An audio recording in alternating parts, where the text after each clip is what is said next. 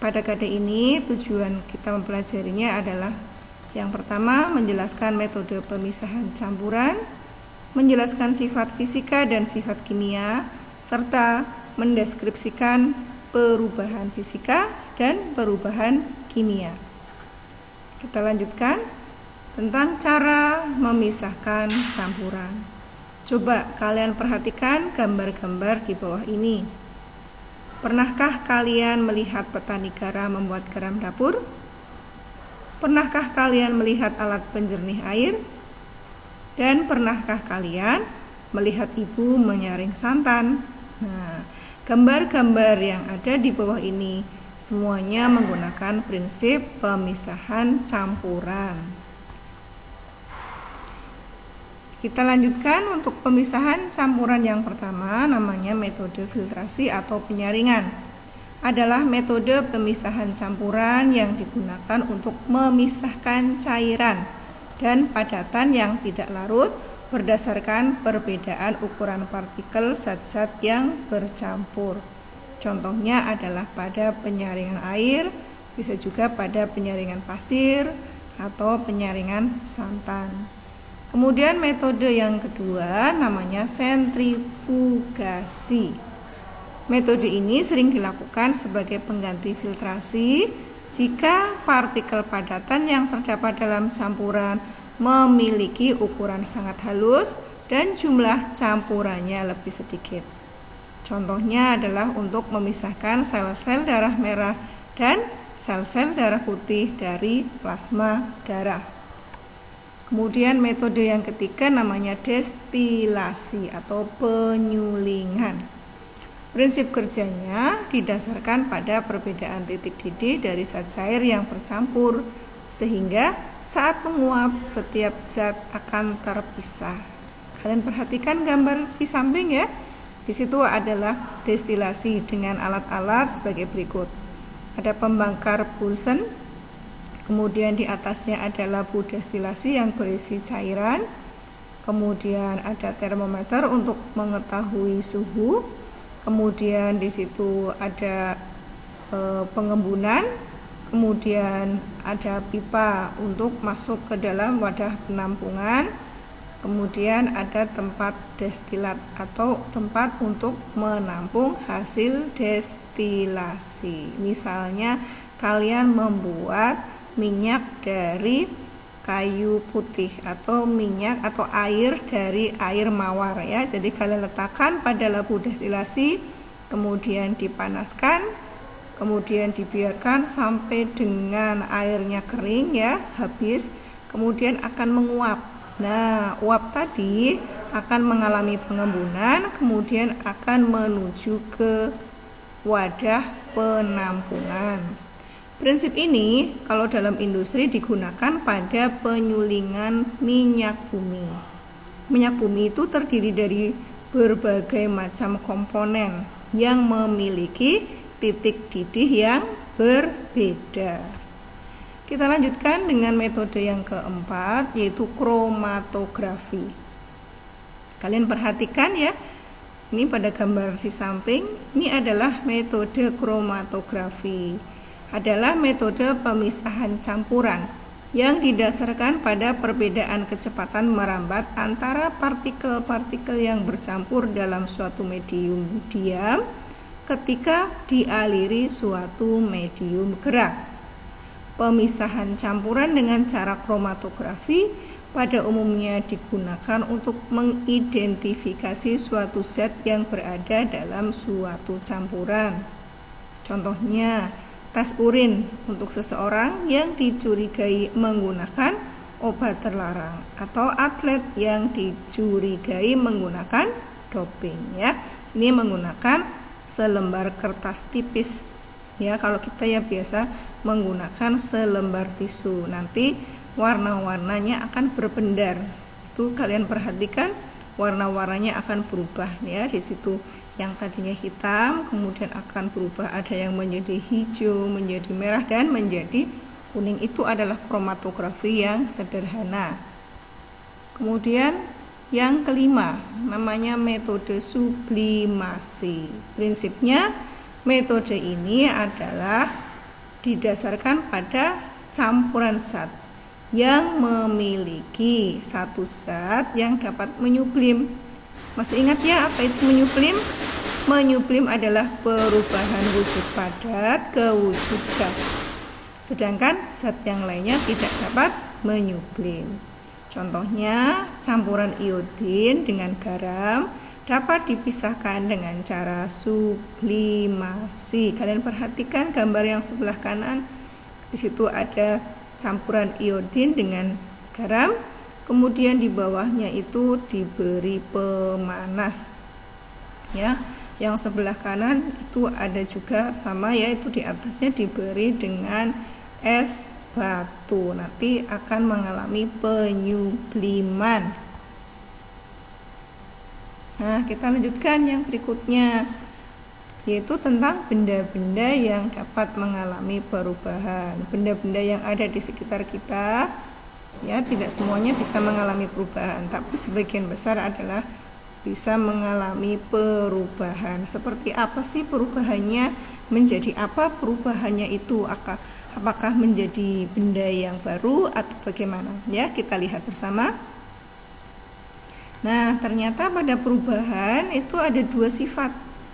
Yang pertama yaitu sifat fisika, yang kedua sifat kimia. Sifat fisika adalah sifat yang berkaitan dengan keadaan fisik suatu zat. Contohnya adalah bentuk, warna, bau, kekerasan, titik didih, titik beku, titik leleh, daya hantar, ukuran partikel, dan massa jenis atau densitas. Bagaimana dengan sifat kimia? Sifat yang berhubungan dengan mudah atau sukarnya zat tersebut untuk bereaksi secara kimia, ya. Kalau di sini dicontohkan adalah pada penghitungan massa jenis. Apa sih massa jenis?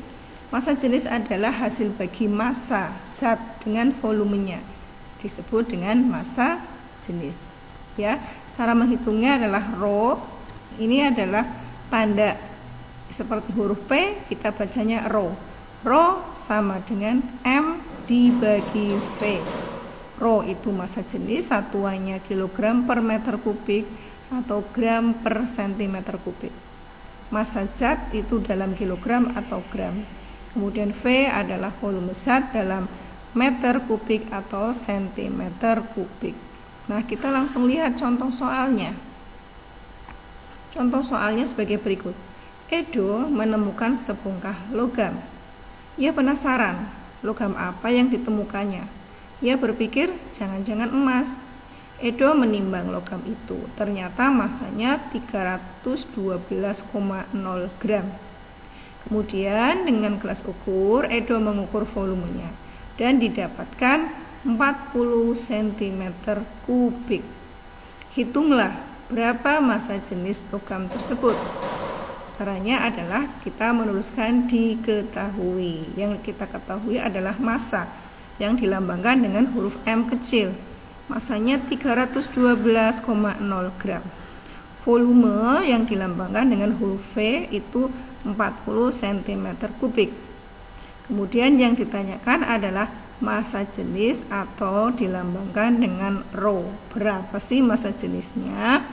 Nah, cara mengerjakannya sebagai berikut.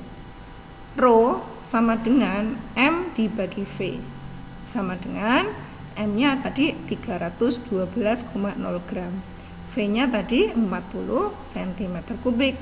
Maka 312,0 gram dibagi 40 cm kubik akan ketemu 7,8 gram per centimeter kubik. Ya, jadi massa jenis logam tersebut adalah 7,8 gram per centimeter kubik. Gampang ya? Nanti kalian bisa belajar sendiri. Kalian nanti buka kembali buku siswa yang kalian miliki, ya. Kita lanjutkan. Yang berikutnya adalah tentang perubahan fisika. Nah, sebelum kita masuk ke perubahan fisika, coba kalian perhatikan ada gambar yang bawah ya. Ada gambar air, kemudian air tersebut dipanaskan sehingga air menjadi mendidih. Apakah mengalami perubahan air tersebut? Nah, coba kita lihat bersama.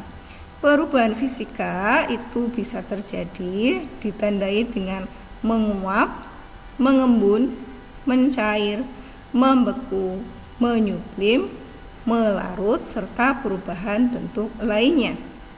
Kalau kita perhatikan pada bagian ini ya, pada gambar ini terjadi peristiwa menguap ya. Jadi ini merupakan jenis dari perubahan fisika.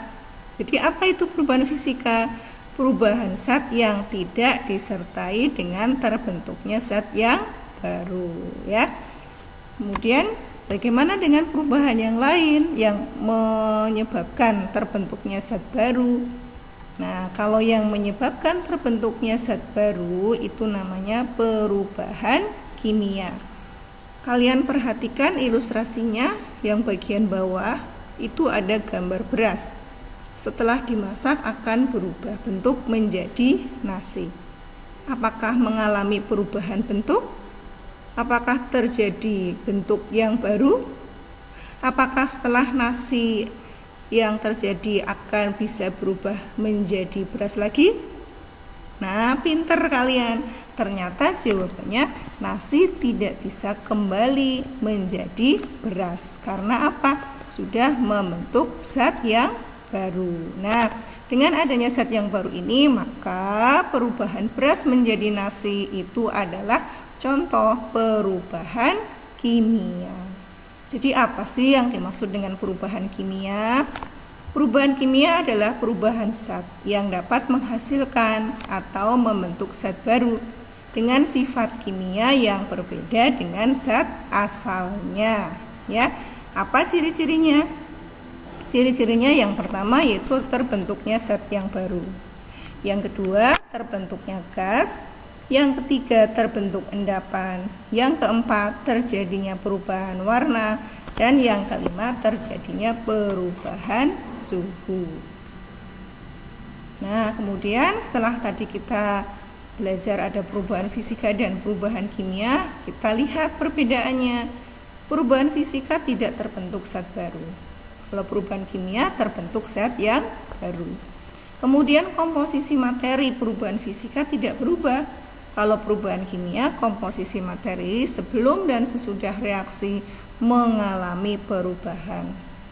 Kemudian yang ketiga, tidak terjadi perubahan warna, bau, rasa, dan tidak terbentuk endapan. Pada perubahan kimia ditandai dengan terbentuknya gas, endapan, perubahan suhu, perubahan warna, perubahan bau, dan perubahan rasa. Itu tadi adalah perbedaan perubahan fisika dan kimia. Nah, bagaimana sih contoh-contoh perubahan fisika dan kimia dalam kehidupan sehari-hari? Tentunya kalian sering sekali mendapatinya ya. Coba kita lihat. Di sini diberikan contoh perubahan fisika dan perubahan kimia. 1. Beras diubah menjadi tepung beras, itu adalah perubahan fisika. Ya, singkong menjadi tape, itu contoh perubahan kimia. Contoh yang kedua, kayu diubah menjadi kursi. Itu masih perubahan fisika karena masih berupa kayu. Kemudian pembakaran kayu itu adalah perubahan kimia karena sekarang kayu sudah berubah menjadi arang atau bahkan menjadi abu. Contoh yang ketiga, gula dilarutkan dalam air. Ternyata masih berasa ya rasa manis gulanya. Perubahan kimia contohnya adalah makanan basi. Yang keempat, bola lampu listrik menyala, itu perubahan fisika. Perubahan kimia contohnya susu diubah menjadi keju. Dan contoh yang terakhir, air berubah menjadi es. Perubahan kimia contohnya yaitu perkaratan pada besi.